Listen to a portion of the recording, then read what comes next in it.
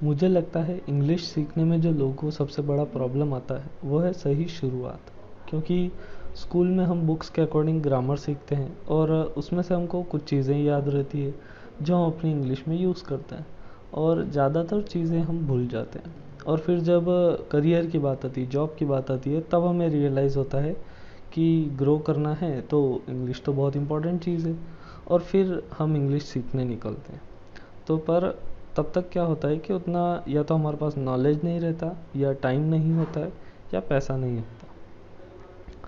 In short हमें एक रास्ता नहीं मिल पाता है जिसको फॉलो करके हम अपने गोल तक पहुंच पाएँ। स्टूडेंट्स जो अभी इंग्लिश सीखना चाहते हैं उनके साथ भी कुछ ऐसा ही होता है। तो इतनी चीज़ों को ध्यान में रख के मैंने ये सीरीज़ बनाई है, जिसे आप कंटिन्यूसली फॉलो करेंगे तो और प्रॉपर प्रैक्टिस करते हैं तो आपकी इंग्लिश पहले से काफ़ी इम्प्रूव होगी, भले ही वो राइटिंग हो, स्पीकिंग हो, लिसनिंग हो या रीडिंग हो। तो कंटिन्यू करते हैं और देखते हैं कि इंग्लिश इम्प्रूव करने के लिए हम क्या क्या करने वाले हैं।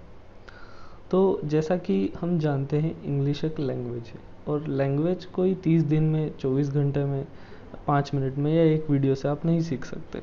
ये एक लंबी प्रोसेस है, कंटिन्यूस प्रोसेस है, जिसमें हम स्टेप बाय स्टेप चीज़ें सीखेंगे।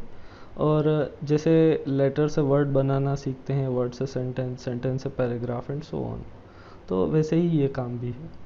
तो आपको करना क्या है कि इन वीडियोस को जब आप देखते हैं तो एक प्रॉपर टाइम मैनेज करें और एक पेन और नोटबुक साथ में रखें, ताकि इम्पोर्टेंट पॉइंट्स या नोट्स आप साथ में बना सकें। तो हम क्या करने वाले हैं कि हम इंग्लिश को 2 पार्ट्स में पढ़ेंगे। पहला है वोकेबलरी और दूसरा है ग्रामर। वोकेबलरी पढ़ने का सबका अपना अपना अलग तरीका होता है, जिसमें से मोस्टली मैंने देखा है कि लोग कोई नया वर्ड पढ़ते हैं और उसका हिंदी मीनिंग लिखते हैं और उसके 1 या 2 सेंटेंस बना लेते हैं। तो इस तरीके में कोई प्रॉब्लम नहीं है, पर होता ये है कि जब भी नेक्स्ट टाइम वो वर्ड किसी और फॉर्म में उनके सामने आएगा, किसी और तरीके से या किसी सिमिलर वर्ड उनको देखने को मिलेगा, तो वो कलेक्ट नहीं कर पाते कि ये क्या कहना चाह रहा है, या उनको कुछ याद नहीं रहता। तो सिंपली उसके सिनोनिम्स वो याद नहीं रखते हैं। तो और एक और चैलेंज ये आता है कि हम उसका हिंदी मीनिंग लिख के अपने ही दिमाग को एक लिमिट में रख रहे हैं, और हमने कभी उन वर्ड्स को जो है फुली एक्सप्लोर नहीं किया। तो हम क्या करने वाले हैं कि एक प्रॉपर फॉर्मेट के साथ वोकेबलरी पढ़ेंगे, ताकि हम एक वर्ड से ज़्यादा नए वर्ड सीख पाएँ।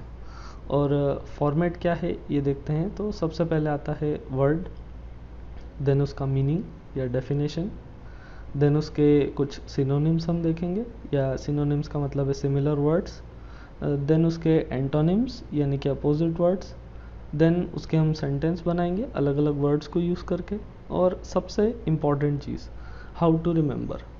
हम उसका एक छोटा सा शॉर्ट ट्रिक लिखेंगे जिससे हम उसको परमानेंटली याद रख पाएँ।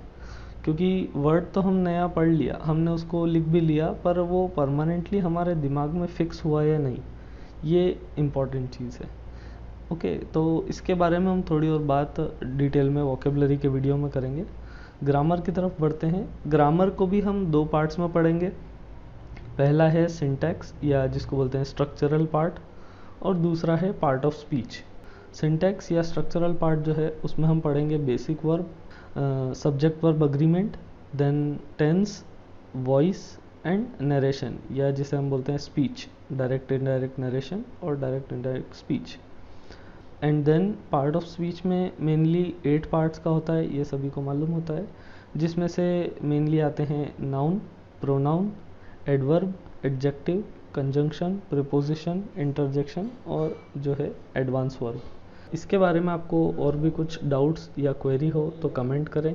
आप ईमेल कर सकते हैं, या हमारे सोशल मीडिया ट्विटर, फेसबुक पे, इंस्टाग्राम पे फॉलो कर सकते हैं।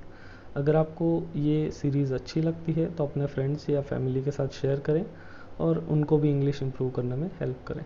Thank you very much.